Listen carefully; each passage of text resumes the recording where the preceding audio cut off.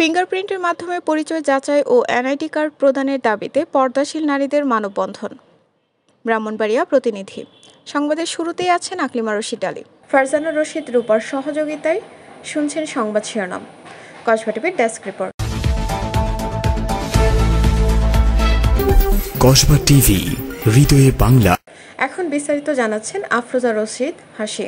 Fingerprint নিয়ে পরিচয় যাচাই সহ এনআইডি কার্ড প্রদানের দাবিতে ব্রাহ্মণবাড়িয়ায় মানববন্ধন করেছেন পর্দাশীল নারীরা।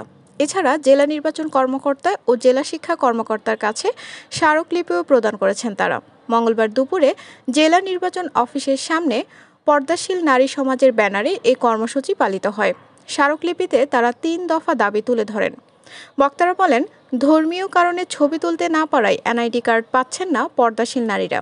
এজন্য নাগরিক সেবা নিতে পারছেন না তারা। প্রায় ৩০ লাখ পর্দাশীল নারীর এনআইডি কার্ড আটকে রয়েছে।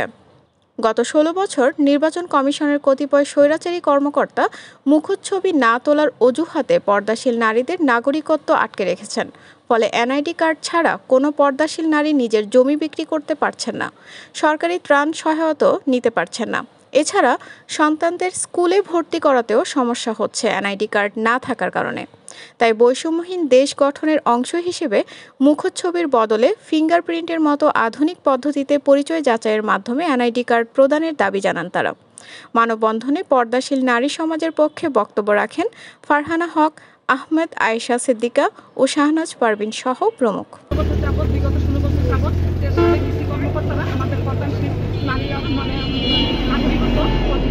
মানবাধিকার আটকে রেখে তারা যে আমাদেরকে নির্যাতিত করেছে তার জন্য সরকারি আওতায় তাদের ব্যবস্থা করা হোক। এবং দ্বিতীয়ত, আমরা যারা পর্দাশীল নারীরা রয়েছি, আমাদের নাগরিকত্ব এবং ধর্ম তাদেরকে অক্ষুণ্ণ রেখে আমাদেরকে মুখচ্ছবি এবং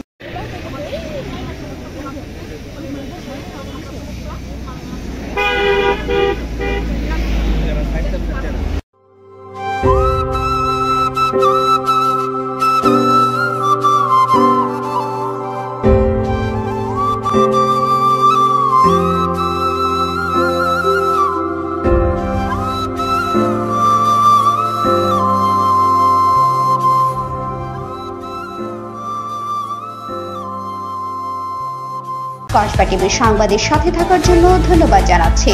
পরবর্তী সংবাদ পেতে আমাদের চ্যানেলটি সাবস্ক্রাইব করে রাখুন।